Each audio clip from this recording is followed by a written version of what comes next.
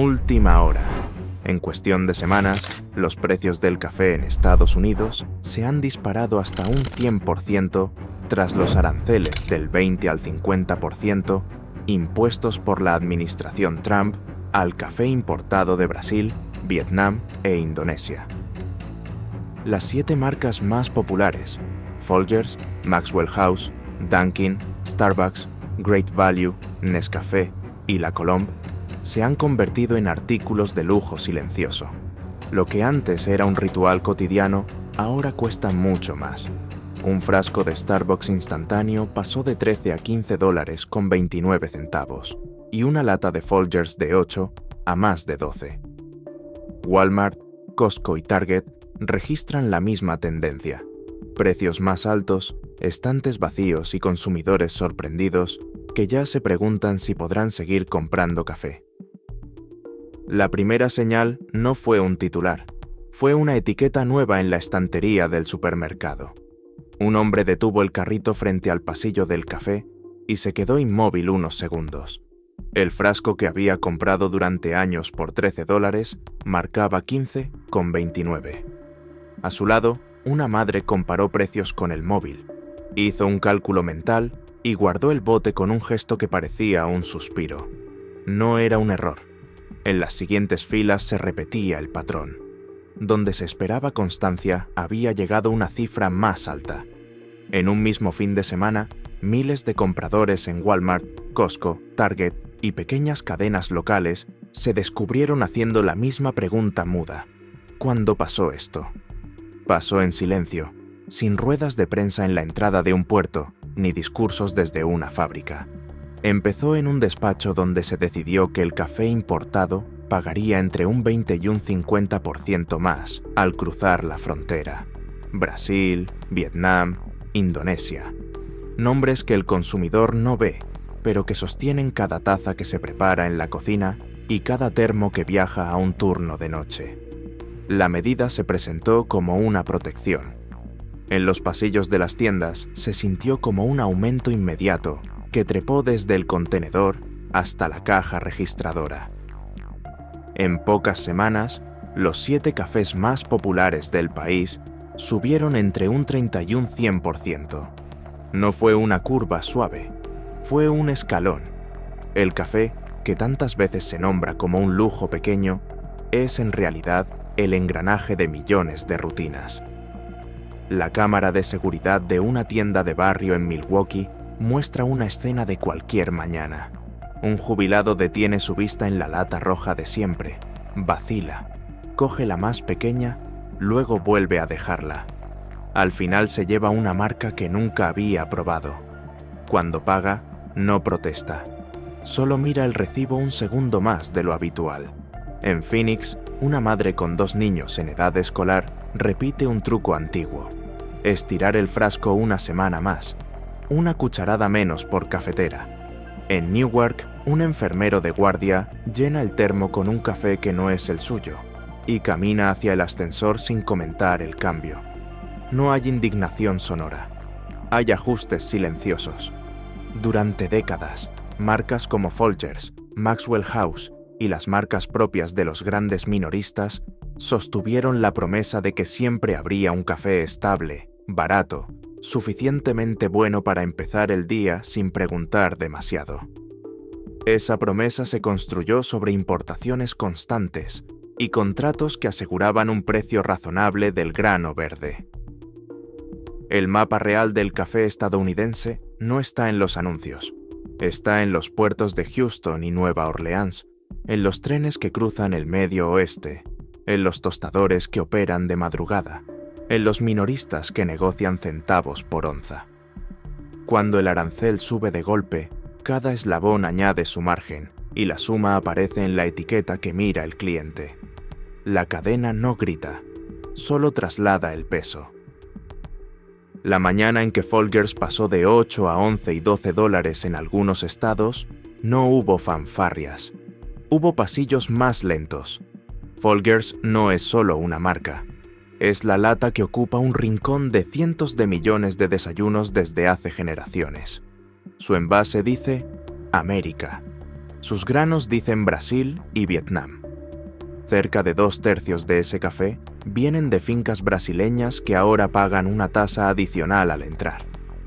Otro segmento llega de robustas vietnamitas, la base de tantos blends que aportan cuerpo a bajo costo. Cuando el grano se encarece por un impuesto, el tostador paga más, el distribuidor paga más, el minorista paga más y el consumidor paga todo al final. En Ohio, un abuelo que ha vivido con un cheque fijo ajusta la medida, una cucharada menos por cafetera. En su libreta donde apunta gastos, anota que el café no dura lo mismo que antes y sonríe con ironía. El paladar nota la diferencia, el presupuesto también. La marca Great Value en Walmart representa otra cosa. No es el sabor preferido de nadie, pero sostiene el final de la cuerda para quien ya no tiene margen. Se compra cuando el objetivo es que haya café cada día para todos en la casa, sin que el resto del carrito se resienta. Ese café subió de 6,48 a casi $9 en poco más de un mes en varias regiones. No porque alguien quisiera aprovecharse, porque la estructura que lo hacía barato dependía de importaciones de robusta de Vietnam e Indonesia que ahora entran con un recargo imposible de absorber. En los foros discretos de retirados aparecen hilos con preguntas prácticas. Pasarse al té, saltarse el café los fines de semana, comprar instantáneo más barato sin mirar demasiado el sabor. Cada respuesta es una renuncia mínima. Ninguna es ideológica, todas son contables. Maxwell House era la taza de la previsibilidad. Su precio parecía una ley física. 30,6 onzas a 7,99 en la mayoría de las cadenas grandes. Un ancla en la estantería. En pocas semanas, ese bote superó 10,79 en supermercados de referencia. En tiendas del sur se vieron huecos, donde antes había pilas ordenadas. La empresa matriz reorganizó líneas y retiró referencias menos rentables en un mercado que se vuelve más caro y más volátil. Para quien toma siempre lo mismo a la misma hora, el impacto no fue solo monetario, fue emocional. Es perder un punto fijo del día.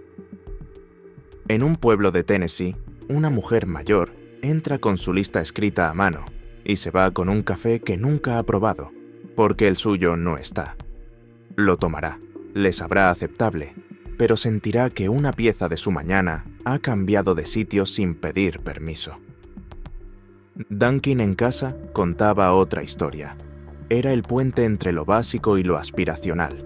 La bolsa de 12 onzas a un precio sensato que permitía traer a la cocina un café de cadena sin pagar la cola de la tienda. Su subida a 9,49 y más de 10 en algunas ubicaciones rompió la aritmética de miles de trabajadores que encontraban en ese punto medio una ecuación justa. Escáneres minoristas registraron caídas de 2 dígitos en ventas en farmacias y tiendas de conveniencia. Quien no pudo seguir el precio, bajó a una marca que no le gusta o subió a otra por fidelidad, pagando más de lo que había planeado. El tostador que fabrica varias marcas para varios dueños optimiza su portafolio y decide qué bolsas seguirán ocupando estantería y cuáles cederán su lugar. El cliente no ve esa reunión, solo descubre que su versión preferida ya no está. Starbucks Pike Place, en bolsa para casa, nunca fue el café de batalla. Era un pequeño premio. Una forma de decir, me lo merezco sin gastar como en la cafetería. 9,99 era una cifra que la mente aceptaba. 13,49 y 14,29 ya no. En ciudades de alto costo, el salto fue aún más visible. Personas que siempre habían defendido que preparar en casa era más barato, hicieron la cuenta de nuevo y ya no les cerró. Al mismo tiempo, la línea minorista de la marca se desplazó hacia formatos de mayor margen, cápsulas, latas listas, fríos. Productos orientados a públicos más jóvenes y rentables. El consumidor fiel de media edad, que buscaba el tostado clásico, se vio empujado hacia los márgenes. comenzó a aparecer un fenómeno curioso. En algunas casas se mantuvo la bolsa de Starbucks en la despensa, ya abierta, pero se usó cada vez menos, reservada para fines de semana que tal vez no llegaron. Nescafé Clásico sostiene la mañana de millones de hogares latinos e inmigrantes. No necesita cafetera sofisticada, solo agua caliente y 2 cucharadas. Un frasco de 7 onzas, a $6 y $7, es un tipo de estabilidad que se aprende desde la infancia. El movimiento del precio hacia 9,49 en estados fronterizos e interiores cambió la relación con la estantería.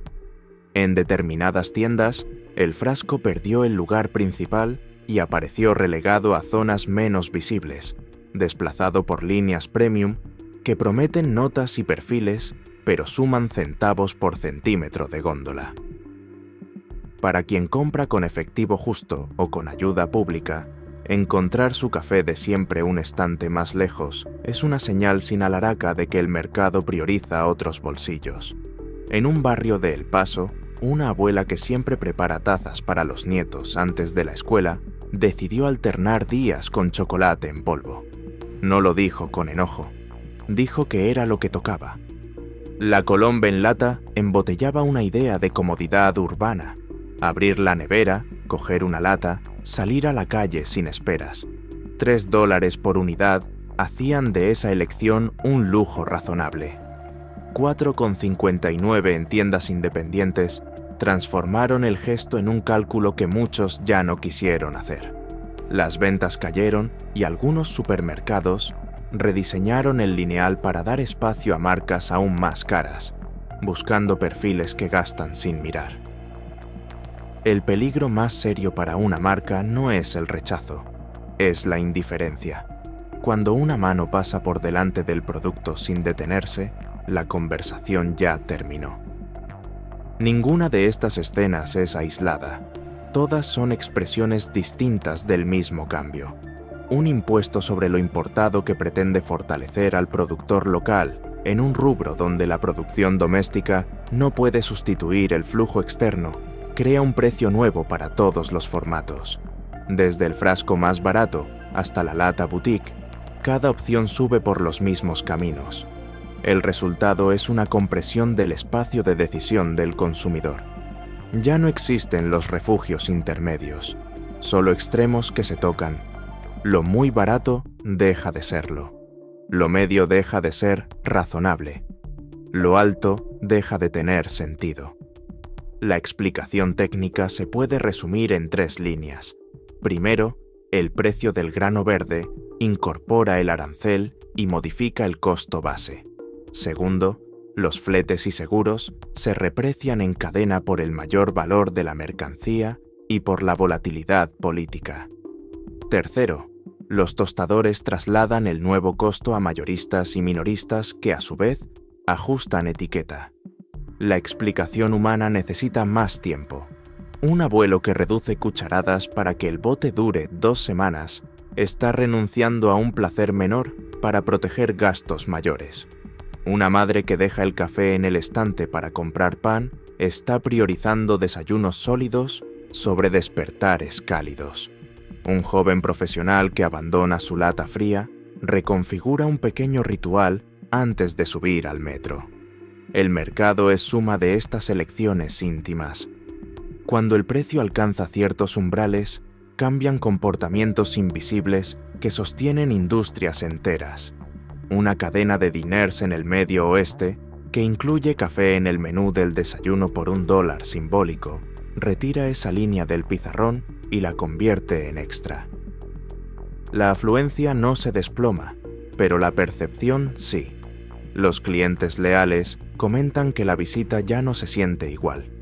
Una planta tostadora en el sur ajusta turnos para concentrar producción en referencias que giran más rápido.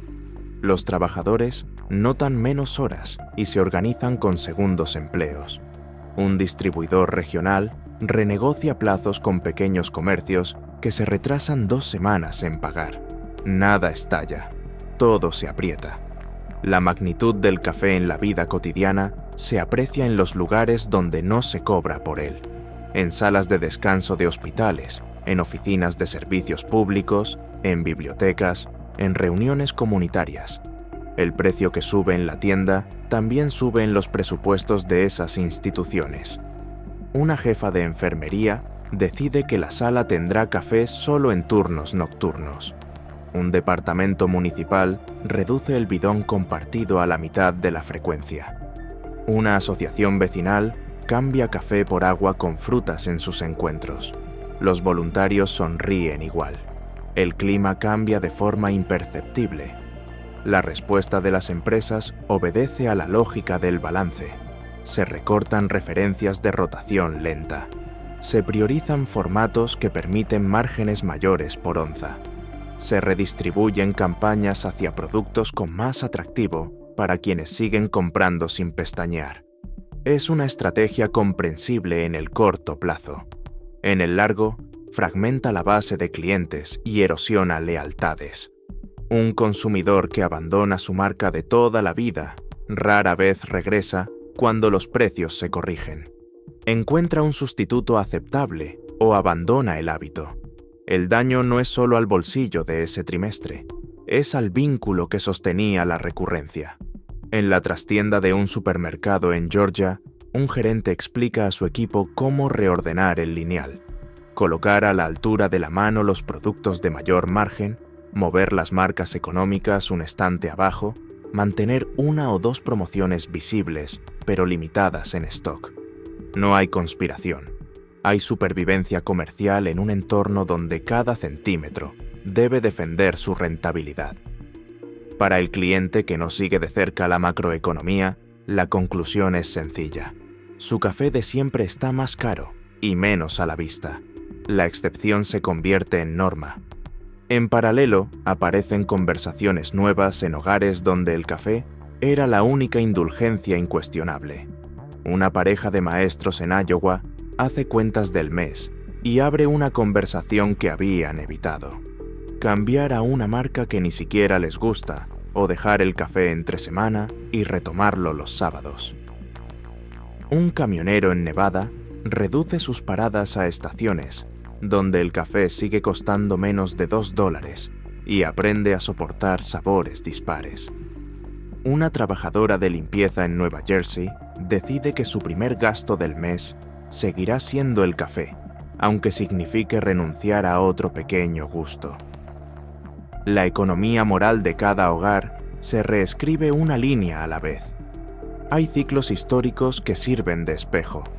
En los 70, la crisis del café tuvo detonantes climáticos y financieros. En los años de la Gran Recesión, el consumo se ajustó, pero sobrevivió a base de marcas propias y formatos grandes. El presente se parece menos a una crisis súbita y más a una subida de escalón concebida en política comercial. No hay heladas que culpar. Hay un gravamen que traslada el precio de un discurso a la mesa del desayuno. En contextos así, lo que cambia primero no es la cantidad total que se consume, sino su composición. Más café aguado, más mezclas con robusta, más compras en tamaños menores, aunque salgan más caras por onza. La suma final suele ser una factura mayor por una experiencia menor. En un colegio público de Michigan, la coordinadora del comedor decide no ofrecer café a los padres en la reunión trimestral porque el presupuesto no alcanza. Nadie lo exigía, nadie lo agradecía, pero estaba ahí y generaba una calidez difícil de medir. En una oficina de seguros en Dallas, el jefe quita la cafetera de cápsulas de la sala principal y la deja solo en despachos. La decisión busca ahorrar, pero crea la percepción de un nosotros y un ellos. En un taller mecánico de Arizona, los trabajadores acuerdan un bote común para comprar el café del mes y deciden marcar con rotulador una línea en el frasco para que dure lo previsto. Es una solución razonable. Es una señal de que el precio se metió en conversaciones que antes no necesitaban normas. La geografía de los impactos no es homogénea. En estados costeros con mayores ingresos, el salto de Starbucks se percibe como una molestia. En zonas rurales y ciudades interiores, el aumento de las marcas históricas altera presupuestos que ya no tenían aire. En barrios de mayoría inmigrante, el desplazamiento de Nescafé de los estantes principales se siente como una señal de jerarquías de consumo. En centros urbanos de alto costo, la expulsión silenciosa de la lata de moda del carrito se traduce en gestos culturales distintos. Menos fotos de neveras con filas de latas, más termos reutilizables con mezcla barata. La cultura del café siempre ha contado historias sobre identidad. Hoy cuenta historias sobre límites. El otoño traerá otra capa de presión.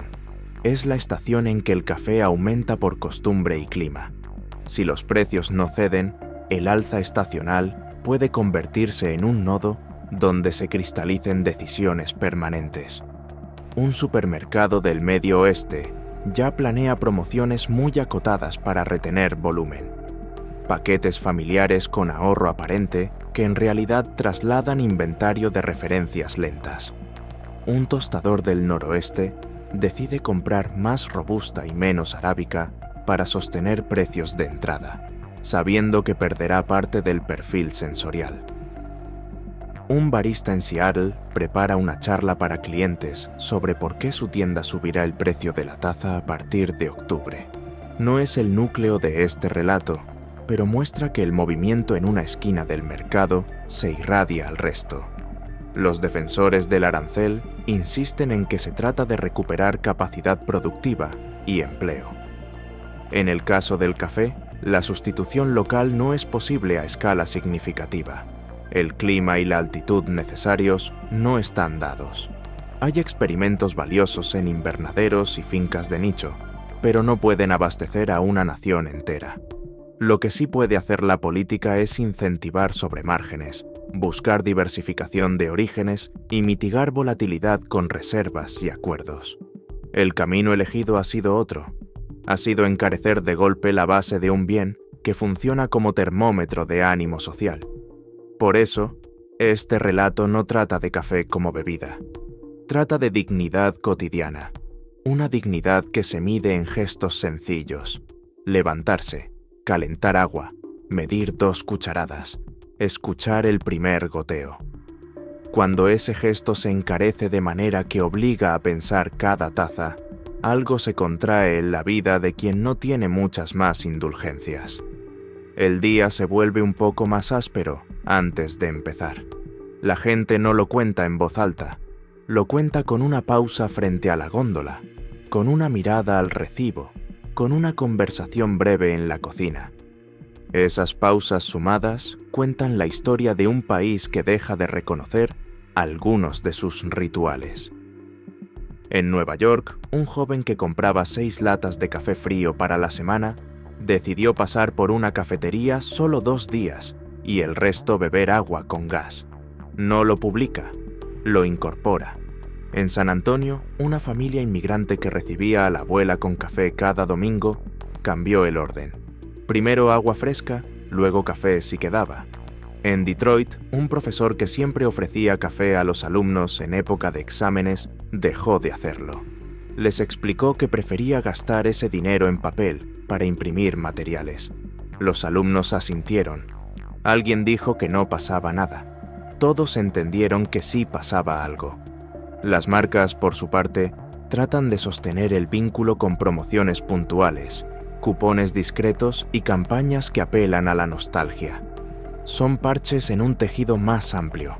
Donde el precio reconfigura hábitos, la publicidad alcanza solo para demorar, no para revertir. La lata roja seguirá estando en muchas cocinas, pero en un número creciente de casas será más pequeña, más aguada y más ocasional. En otras será reemplazada por una bolsa sin marca reconocible. En otras, desaparecerá y quedará la costumbre del agua caliente con azúcar que a tantos abuelos les sostuvo años duros. La pregunta que sobrevuela este relato no es si el café se volverá inaccesible para todos. No lo será. Es si el precio de sostener un discurso político se está cobrando en una moneda que no aparece en los balances oficiales. La moneda del ánimo, el derecho a un pequeño placer que hacía más llevadera la jornada. La confianza en que hay cosas que no se tocan porque son base de la vida común.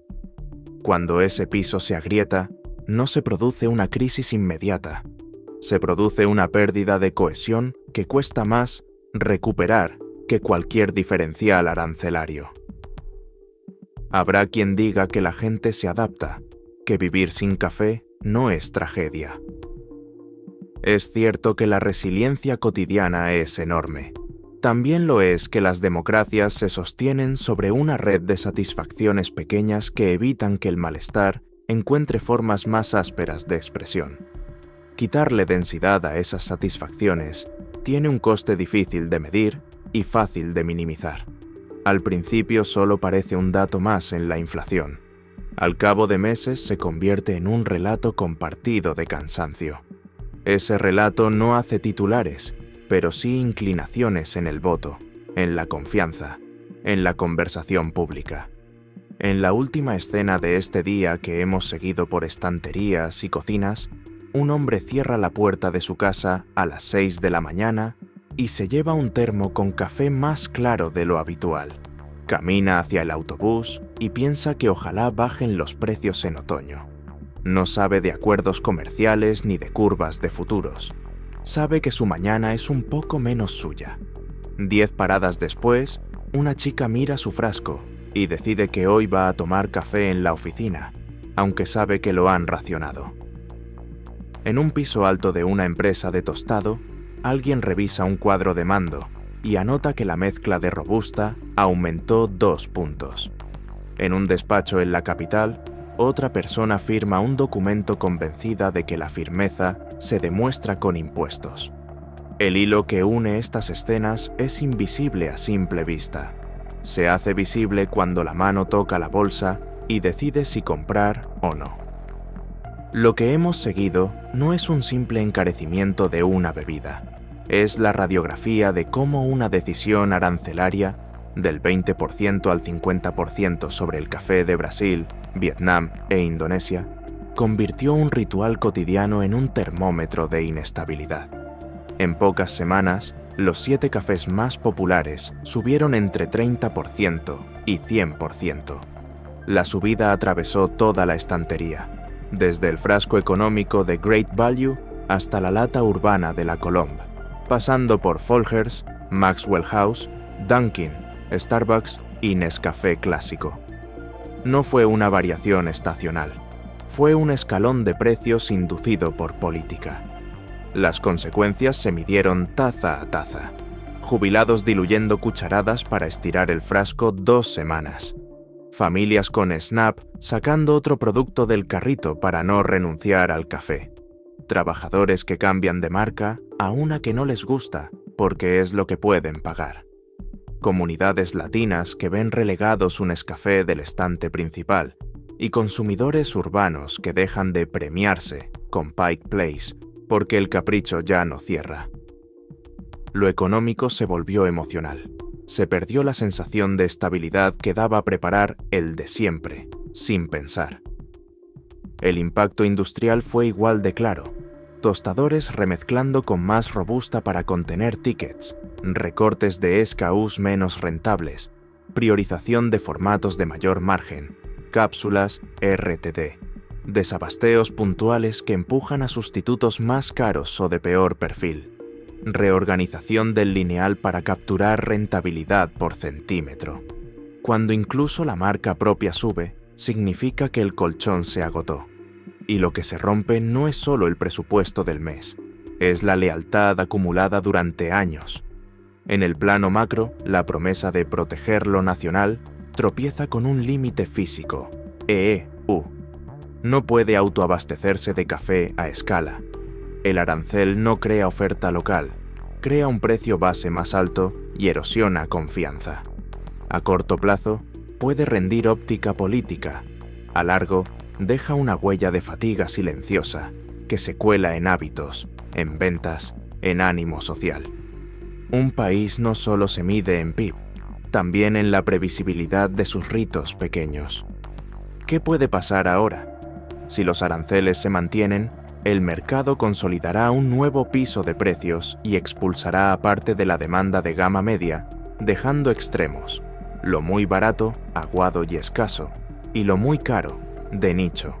Un ajuste parcial, cupos, exclusiones por origen, calendarios de transición, podría aplanar el golpe sin desmontar la narrativa de firmeza. La diversificación hacia Colombia, Centroamérica o África es posible, pero costosa y lenta. Requiere contratos de largo plazo, logística de frío donde aplique y financiamiento para cosechas. A nivel doméstico, minoristas y marcas pueden mitigar con packs transparentes, sin shrinkflation, cupones dirigidos y reposicionamiento que no invisibilice al consumidor vulnerable. Políticas públicas pueden reforzar SNAP temporalmente para básicos, permitir deducciones fiscales a comedores y hospitales por compras de café, y abrir mesas técnicas con la industria para escalonar ajustes. Más allá del qué hacer, queda la lección. La política comercial no vive en los diarios oficiales, vive en la cocina a las 6 de la mañana. Si una firma en un despacho altera el primer gesto del día de millones, la pregunta no es solo si funciona en abstracto, sino si el costo social es aceptable. Gobernar también es preservar márgenes de dignidad cotidiana, el derecho a un pequeño placer que hace llevadera la jornada. Recuperar previsibilidad, comunicar con honestidad y construir puentes de transición no es debilidad, es respeto por la vida común. Cuando vuelvas a mirar la estantería, quizá el precio no haya bajado, pero entender por qué subió es el primer paso para exigir soluciones que no conviertan la rutina en lujo y la lealtad en desafección. Una economía sana no es la que más grita firmeza, sino la que menos obliga a elegir entre café y pan.